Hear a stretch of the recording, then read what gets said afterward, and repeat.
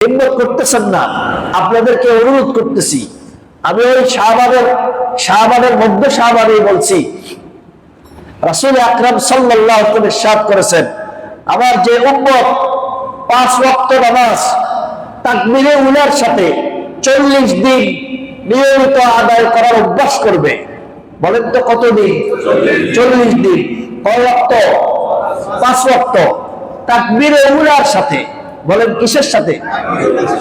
তাকবীরে উলা মানে ইমাম যখন আল্লাহু আকবার বলে নিয়ত বাঁধে, ইমামের সাথে সাথে ইমাম এই আলহামদুলিল্লাহ পড়ার আগে, সূরা ফাতিহা শুরু করার আগে মুসল্লি ব্যক্তিও আল্লাহু আকবার বলে নামাজে শামিল হওয়া, এটার নাম হলো তাকবীরে উলা। এটা ফার্স্ট ক্লাস তাকবীরে উলা। এই তাকবীরে উলার সাথে যদি কোনো মুসল্লি 40 দিন 5 ওয়াক্ত নামাজ আদায় করে, আল্লাহ তাআলা তাকে 2টা বিশেষ পুরস্কার দান করবেন। 1 নম্বর পুরস্কার, আল্লাহ পাক মুনাফিকদের একটা লিস্ট হয়, মুনাফিকদের একটা তালিকা হয়, এই বান্দাকে আল্লাহ মুনাফিকদের তালিকা থেকে নাম কেটে দিবেন। 2 নম্বর, দ্বিতীয় নম্বরে আল্লাহর কাছে জাহান্নামীদের একটা লিস্ট হয়, জাহান্নামীদের একটা তালিকা আল্লাহ পাকের কাছে যায়। আল্লাহ মেহেরবানি করে 40 দিন লাগাতার তাকবীরে উলার সাথে 5 ওয়াক্ত নামাজ আদায়কারীকে আল্লাহ জাহান্নামীদের লিস্ট থেকে নাম কেটে দেন। এই জন্য আপনাদের সবাইকে অনুরোধ করতেছি, ভাই যেখানেই থাকেন, যে অফিসেই যান, যেই দোকানেই কাজ করেন, আপনার কিন্তু মাথায় রাখতে হবে 5 ওয়াক্ত নামাজ তাকবীরে উলার সাথে আমাকে আদায় করতে হবে। এরপরে যোহরে ফজরে আগে সুন্নাত আছে, মাগরিবের পরে এশার পরে সুন্নাত নফল আছে। ওই সুন্নাত নফল গুলো পড়ার জন্য একটু আগে ভাগে আসতে হবে। আমি আবারও বলি, মনে করেন আপনি দোকান থেকে যদি 1:25 বের হন, তো এখানে এসে দেখবেন ওযুখানাতেও ভিড়, ইস্তেঞ্জাখানাতেও ভিড়। এখন আপনি ইস্তেঞ্জা করতে করতেই ওযু করার টাইম পাবেন না, ওযুতে বসবার আগেই জামাত দাঁড়িয়ে যাবে। তখন আপনি সুন্নাত পড়বেন কখন? তাকবীরে উলা পাবেন কিভাবে? এই জন্য আগের থেকে নিজে পলিসি ঠিক করেন যে আমি কোন টাইমে দোকান বন্ধ করব, কোন টাইমে অফিস থেকে বাইর হব, কতটুকু দ্রুত গতিতে আসলে আমি ইস্তেঞ্জা করতে পারবো, ওযু করতে পারবো, 4 রাকাত নামাজ যোহরের আগে ইতমিনানের সাথে পড়তে পারবো, এতটুকু সময় নিয়ে বের হবে। আল্লাহ তাআলা তৌফিক দান করুন। আমিন। মুহতারাম ভাই, তাকওয়া কি? সহজ ব্যাখ্যায় বলি, তাকওয়া হলো না দেখে আল্লাহকে ভয় করা। বলেন তো, না দেখে আল্লাহকে কি করা? এই জন্য সমস্ত রোজাদাররা মুত্তাকি, সমস্ত রোজাদাররা কি মুত্তাকি। কেন? কারণ তারা আল্লাহকে না দেখে কি করে? ভয় করে। তাফসীরের কিতাবে আছে, মুফাসসিরিনরা বলে, দেখো সমস্ত রোজাদাররা মুত্তাকি, অতএব রোজাদারদের সাথে কথা বলতে, রোজাদারদেরকে সম্বোধন করতে, রোজাদারদের সাথে আচরণ করতে অত্যন্ত নরম, অত্যন্ত শালীন, অত্যন্ত ভদ্র, অত্যন্ত বরকতের সাথে আচরণ করবা, যেন কথা, যেন আচরণে রোজাদারের মনে কষ্ট না যায়। কারণ রোজাদার আল্লাহর মুত্তাকি বান্দা। সুবহানাল্লাহ। রোজাদার আল্লাহর মুত্তাকি কেমনে? বলে যে মুফাসসিরিনরা দেখাইছেন, বলেন যে দেখেন, মনে করেন আপনি ঘরে একা আছেন, ঘরের মধ্যে দরজা লাগানো, জানালায় পর্দা দেওয়া, আপনি যে রুমে আছেন সেই রুমে ফ্রিজ আছে, ফ্রিজে অনেক রকমের খাবার থোকায় থোকায় সাজানো আছে, অনেক রান্না করা খাবার আছে, ডাইনিং টেবিলে অনেক পছন্দনীয় শরবত, অনেক দারুণ বিভিন্ন রকমের ফল ফ্রুট আছে। আপনারও ক্ষুধা লাগছে, আপনারও পেটে খিদা, গলায় পিপাসা, গলা শুকিয়ে গেছে, আপনারও মন চাইতেছে যে এখন কিছু খাই, এখন কিছু খাইলে অসুবিধা নাই, পেট ভরবে। এখন দেখুন, রোজাদারের সামনে খাবার আছে, রোজাদারের সামনে পানিও আছে, রোজাদারের সামনে হরেক রকমের ইফতারের আইটেম আছে। এসব থাকা অবস্থায়ও রোজাদার মুখে যায় না, খায় না, কার ভয়ে? এই যে আল্লাহর ভয়ে বলতেছেন। কেন?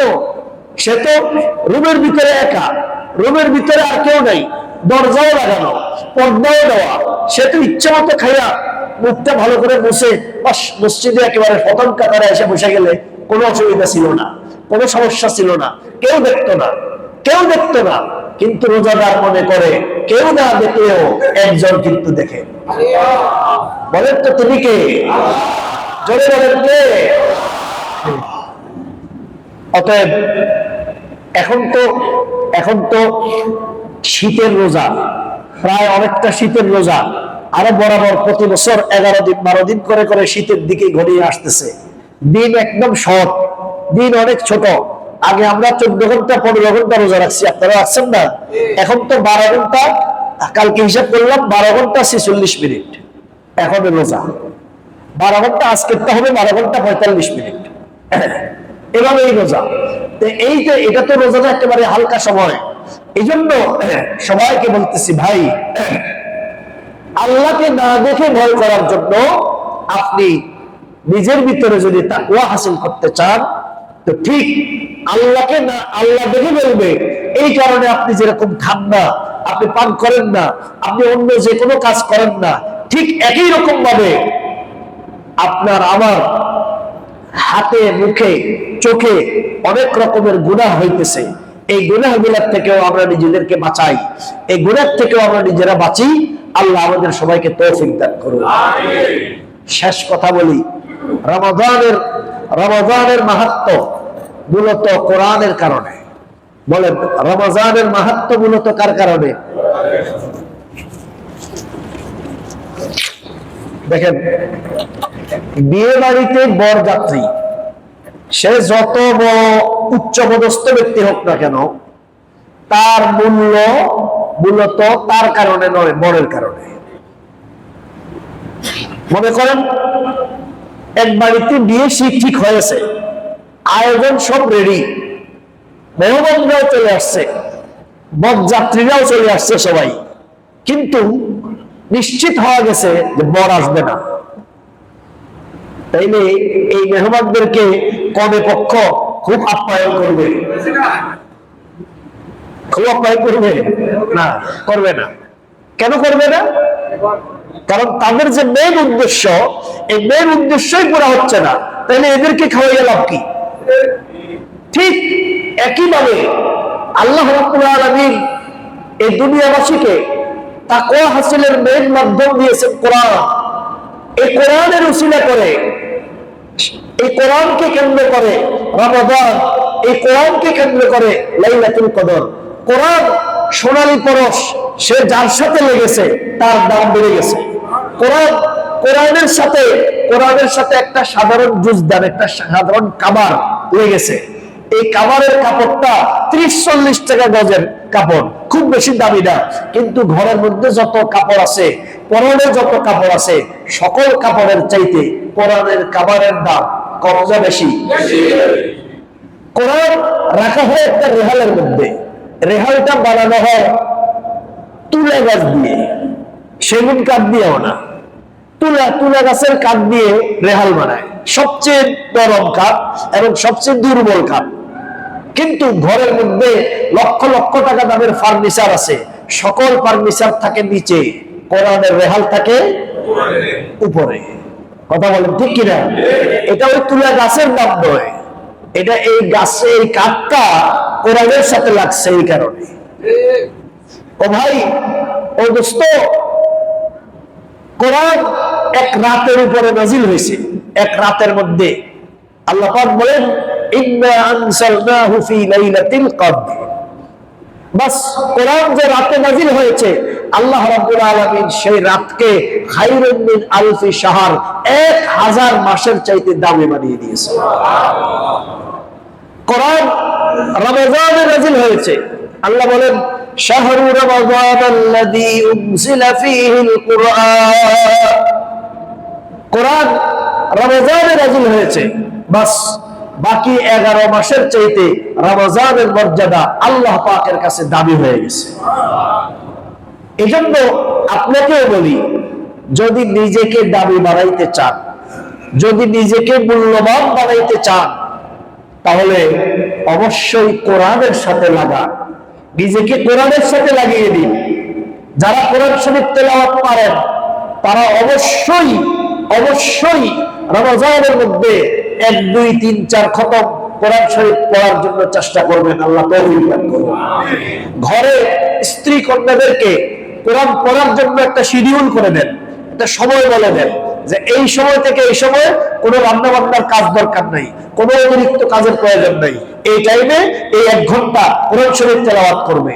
আমরা চাই আমাদের ঘরে কোরআনের আওয়াজ উঠুক, কোরআন তেলাওয়াত হোক।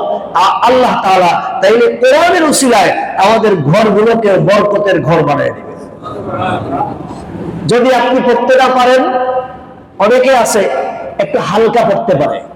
রাসূল আকরাম সাল্লাল্লাহু আলাইহি ওয়াসাল্লাম বলেছেন, আমার যে উম্মত হালকা পারে, মানে ভালো পারে না, খুব বেশি করে পারে না, একটু কম পারে, কিন্তু সে ধাক্কাইয়া ধাক্কাইয়া পড়ে, ঠেলে ঠেলে ঠেলে ঠেলে পড়ে, রাসূল বলেন আল্লাহ পাক এই পড়নেওয়ালাকে দ্বিগুণ সওয়াব দান করবেন।